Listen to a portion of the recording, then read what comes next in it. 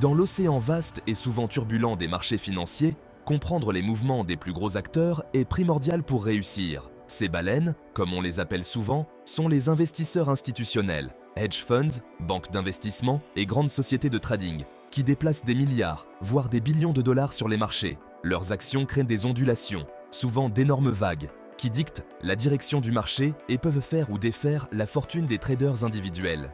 Cet essai explore le concept de smart money, une méthodologie de trading qui permet aux traders individuels d'identifier et de capitaliser sur les traces laissées par ces géants institutionnels. En comprenant les motivations et les stratégies du smart money, nous pouvons obtenir des informations précieuses sur la direction du marché et prendre des décisions de trading plus éclairées. Cette approche ne consiste pas à prédire l'avenir. Il s'agit de lire le présent, de comprendre le langage du marché et de s'aligner sur les forces les plus puissantes en jeu. Nous explorerons les principes fondamentaux du SMC, y compris des concepts essentiels tels que les zones de liquidité, les blocs d'ordre, les écarts de juste valeur et les ruptures de structure. Nous décomposerons chaque concept en fournissant des définitions claires et des exemples pratiques pour illustrer comment il se manifeste dans des scénarios de trading réels. Enfin, nous décrirons un guide étape par étape pour appliquer les principes du SMC, en vous fournissant les outils nécessaires pour identifier les configurations de trading à forte probabilité et potentiellement améliorer votre succès commercial.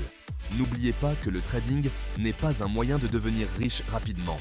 Cela demande du dévouement, de la discipline et une soif de connaissance constante.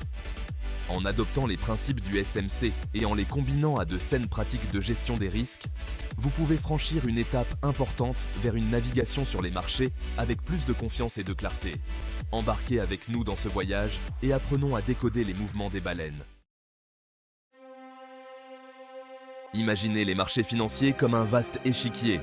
Les traders particuliers, avec nos comptes relativement petits, sont comme des pions, capables de faire des mouvements, mais finalement limités dans notre influence. Les investisseurs institutionnels, le smart money, sont les dames et les tours, des pièces puissantes, capables de dicter le déroulement du jeu. Ces institutions contrôlent une part disproportionnée du capital, ce qui leur donne la capacité d'influencer les marchés avec leurs transactions. Lorsqu'un hedge fund décide d'acheter ou de vendre des millions d'actions d'une action, cela ne passe pas inaperçu. Ces ordres importants créent une pression d'achat ou de vente importante, entraînant souvent des fluctuations de prix notables. Comprendre cette dynamique est au cœur du concept de smart money. Le SMC reconnaît que les mouvements de prix sur le marché ne sont pas aléatoires. Ils sont motivés par les actions d'acteurs importants qui laissent derrière eux des signes révélateurs de leurs intentions. En apprenant à identifier ces signes, nous pouvons obtenir des informations précieuses sur la direction future du marché. Il ne s'agit pas d'informations privilégiées ou d'activités illégales. Il s'agit de reconnaître les traces laissées par ces géants institutionnels et de les utiliser à notre avantage. Le concept de smart money donne du pouvoir aux traders individuels en uniformisant les règles du jeu. Cela nous permet de passer d'une simple réaction au mouvement du marché à leur anticipation. En comprenant les motivations et les stratégies du smart money, nous pouvons prendre des décisions de trading plus éclairées, gérer efficacement nos risques et potentiellement améliorer nos performances globales de trading. Dans le monde du trading, la liquidité fait référence à la facilité avec laquelle un actif peut être acheté ou vendu sans impact significatif sur son prix. Une liquidité élevée signifie qu'il y a beaucoup d'acheteurs et de vendeurs, ce qui permet d'exécuter rapidement des ordres importants avec un glissement minimal. A l'inverse, une faible liquidité indique une rareté des acheteurs ou des vendeurs, ce qui rend difficile l'exécution des transactions sans provoquer de fluctuations de prix importantes. Le smart money, avec ses tailles d'ordre massives, a besoin d'une liquidité élevée pour entrer et sortir des positions, sans révéler ses intentions ou impacter négativement ses prix d'exécution. Ces gros joueurs ne peuvent pas simplement acheter ou vendre des millions d'actions à n'importe quel niveau de prix. Ils ont besoin de suffisamment de liquidité pour absorber leurs transactions. C'est là que le concept de zone de liquidité devient crucial dans le SMC. Les zones de liquidité sont des zones de prix spécifiques sur un graphique où les ordres importants sont plus susceptibles d'être exécutés en raison d'une concentration plus élevée d'ordres d'achat ou de vente. Ces zones sont souvent caractérisées par une consolidation historique, des périodes au cours desquelles le prix s'est négocié dans une fourchette étroite pendant une période prolongée, indiquant la présence d'acheteurs et de vendeurs, niveau de support et de résistance précédents, niveau de prix qui ont agi comme des barrières, ou des planchers importants dans le passé, suggérant une forte concentration d'ordre. Niveau de nombre rond, points de prix psychologiques comme 100, 50 ou 25 qui ont tendance à attirer un volume d'ordre plus élevé. Les traders de smart money utilisent ces zones de liquidité à leur avantage. Ils accumuleront ou distribueront souvent leurs positions au sein de ces zones, sachant qu'ils peuvent exécuter des ordres importants avec un impact minimal sur le marché. En identifiant ces zones, les traders individuels peuvent anticiper les mouvements de prix potentiels et se positionner en conséquence. Imaginez que vous marchiez le long d'une plage et que vous remarquiez un ensemble de grandes empreintes de pas. Ces empreintes de pas ne sont pas aléatoires. Elles indiquent le chemin parcouru par quelqu'un, probablement plus grand et plus lourd qu'une personne moyenne. De même, sur les marchés financiers, les ordres institutionnels importants laissent derrière eux des empreintes distinctes appelées blocs d'ordre. Les blocs d'ordre sont des zones de prix sur un graphique où un nombre important d'ordres d'achat ou de vente ont été exécutés, indiquant une forte activité institutionnelle. Ces blocs représentent les niveaux de prix auxquels le smart money était prêt à entrer ou à sortir du marché de manière substantielle. L'identification des blocs d'ordre est cruciale pour les traders SMC car ils fournissent des informations précieuses sur l'action future potentielle des prix. Étant donné que ces blocs représentent des zones de forte pression d'achat ou de vente, le marché revisite souvent ces niveaux pour rechercher des liquidités ou pour déclencher des ordres stop-loss placés par d'autres traders. Voici quelques caractéristiques clés des blocs d'ordre. Forte dynamique, les blocs d'ordre sont généralement formés au début ou à la fin d'un mouvement de prix significatif, indiquant une augmentation soudaine de la pression d'achat ou de vente. Volume important. Le volume négocié au sein d'un bloc d'ordre est significativement plus élevé que l'action des prix environnants, reflétant la présence d'importants ordres institutionnels. Rejet de prix. Après la formation d'un bloc d'ordre, le prix s'inverse souvent, ce qui suggère que les ordres importants placés dans le bloc ont été exécutés. En reconnaissant et en marquant les blocs d'ordre sur leur graphique, les traders peuvent anticiper les zones potentielles de support ou de résistance. Ces informations peuvent être utilisées pour identifier des configurations de trading à forte probabilité, définir des ordres stop-loss appropriés et gérer efficacement les risques. Section 5. Écart de juste valeur. Exploiter les inefficacités du marché. Dans un marché parfaitement efficient, les prix évolueraient de manière fluide et rationnelle, reflétant toutes les informations disponibles. Cependant, la réalité est loin d'être parfaite. Les marchés financiers sont mus par les émotions, les événements d'actualité et surtout les actions des grands acteurs.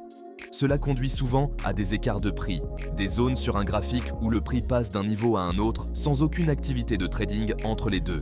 Les écarts de juste valeur, ou FVG, sont un type spécifique d'écart de prix, qui se produit en raison d'un déséquilibre temporaire entre acheteurs et vendeurs, souvent causé par des événements d'actualité importants ou des publications de données économiques. Ces écarts représentent des zones où le marché a évolué trop rapidement, laissant derrière lui des poches d'ordre non exécutées. Les traders SMC considèrent les FVG comme des opportunités d'exploiter les inefficacités du marché. Étant donné que ces écarts représentent des zones de découverte de prix, le marché revisite souvent ces niveaux pour rechercher un équilibre et exécuter les ordres non exécutés. Cela crée des configurations de trading potentielles à mesure que le prix revient vers l'écart. Voici les principales caractéristiques des écarts de juste valeur. Mouvement de prix brutal. Les FVG sont caractérisés par un saut ou une baisse de prix soudain et important, se produisant souvent sur un volume élevé. Absence d'activité de trading. Il n'y a pas d'activité de trading dans l'écart lui-même, créant un vide sur le graphique. Potentiel de retournement. Le prix s'inverse souvent après avoir comblé un FVG, suggérant que le mouvement initial était exagéré. L'identification et la négociation des FVG nécessitent une observation et une analyse minutieuse. Tous les écarts ne sont pas créés égaux et il est essentiel de faire la distinction entre les FVG et d'autres types d'écarts qui peuvent ne pas offrir les mêmes opportunités de trading. Section 6. Rupture de structure. Surfer sur la vague de la dynamique institutionnelle. Imaginez une rivière coulant en aval, confinée entre ses berges. Les berges représentent les niveaux de support et de résistance établis, tandis que l'eau qui coule représente la dynamique du marché. Lorsque la rivière rencontre un point faible dans la berge, elle le traverse, créant un nouveau chemin et coulant avec une force accrue. De même, sur les marchés financiers, la rupture de structure, ou BOS, se produit lorsque le prix évolue de manière décisive au-delà d'un niveau de support ou de résistance établi, indiquant un changement de dynamique et un changement potentiel dans la direction de la tendance. Cette rupture signifie que l'équilibre précédent entre acheteurs et vendeurs a été rompu et qu'une nouvelle force anime désormais le marché. Les traders SMC accordent une attention particulière au BOS, car cela indique souvent le début d'un nouveau mouvement entraîné par l'activité institutionnelle. Lorsque le smart money souhaite amorcer un mouvement de prix significatif, il doit générer suffisamment de dynamisme pour surmonter les ordres existants et franchir les niveaux établis.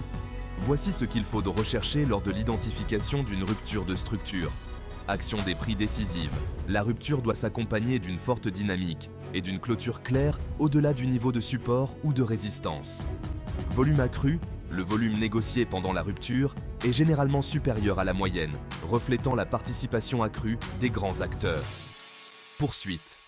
Après la rupture, le prix devrait idéalement continuer à évoluer dans le sens de la cassure, confirmant le changement de dynamique. Négocier le BOS demande de la patience et de la discipline. Il est crucial d'attendre la confirmation de la rupture et d'éviter de s'emballer sur de fausses cassures. En maîtrisant l'art d'identifier et de négocier le BOS, les traders peuvent potentiellement surfer sur la vague de la dynamique institutionnelle et capitaliser sur des mouvements de prix importants. Section 7. Identifier les empreintes du smart money. Un guide étape par étape. Maintenant que nous avons exploré les principes fondamentaux du SMC, définissons une approche pratique, étape par étape, pour identifier les empreintes du smart money et les utiliser pour prendre des décisions de trading éclairées. Première étape, identifier la tendance. Commencez par déterminer la tendance générale du marché ou de l'actif spécifique que vous analysez. Utilisez plusieurs échelles de temps pour obtenir une vue globale. Sommes-nous dans une tendance haussière, baissière ou un marché en range? Deuxième étape, localisez les zones de liquidité. Recherchez les zones de consolidation historique, les niveaux de support et de résistance précédents, et les points de prix à nombre rond. Marquez ces zones sur votre graphique comme zones de liquidité potentielle. Troisième étape, identifiez les blocs d'ordre. Recherchez les zones de prix avec une forte dynamique, un volume important et un rejet de prix après la formation. Marquez ces zones comme blocs d'ordre potentiels. Quatrième étape, repérez les écarts de juste valeur. Recherchez les mouvements de prix brusques sans activité de trading dans l'écart. Identifiez les FVG potentiels et évaluez leur importance. Cinquième étape, observez la rupture de structure. Recherchez les ruptures de prix décisives au-delà des niveaux de support ou de résistance établis, accompagnés d'un volume accru et d'une poursuite. Sixième étape, combinez les indices. Les configurations de trading les plus puissantes impliquent souvent une confluence de plusieurs signaux SMC. Recherchez des situations où les zones de liquidité, les blocs d'ordre, les FVG et le BOS s'alignent pour créer des opportunités de trading à forte probabilité. Septième étape, planifiez votre transaction. Déterminez votre point d'entrée, votre niveau de stop loss et votre objectif de profit en fonction des signaux SMC identifiés. Utilisez des techniques de gestion des risques appropriées pour protéger votre capital. Huitième étape, attendez la confirmation. Évitez de vous précipiter sur des configurations potentielles. Attendez les signaux de confirmation tels que les modèles de chandelier ou les confirmations d'indicateurs avant d'entrer dans une transaction. Neuvième étape, surveillez et gérez. Une fois dans une transaction, surveillez activement votre position et ajustez vos niveaux de stop loss et de take profit en conséquence. Soyez prêt à sortir de la transaction si les conditions du marché changent ou si votre analyse est invalidée. En suivant ces étapes et en les combinant à vos connaissances de trading existantes, vous pouvez commencer à identifier les empreintes du smart money et potentiellement améliorer vos performances de trading. Section 8. Entrez dans le jeu. Stratégie de trading long et short avec SMC. La beauté du concept de smart money réside dans sa polyvalence. Il peut être appliqué aux transactions longues, ou d'achat, et courtes, ou de vente, permettant aux traders de capitaliser sur les mouvements du marché dans les deux sens. Explorons quelques stratégies de trading pratiques pour les deux scénarios. Pour une configuration de transaction longue ou d'achat. Tout d'abord, Identifiez une tendance haussière.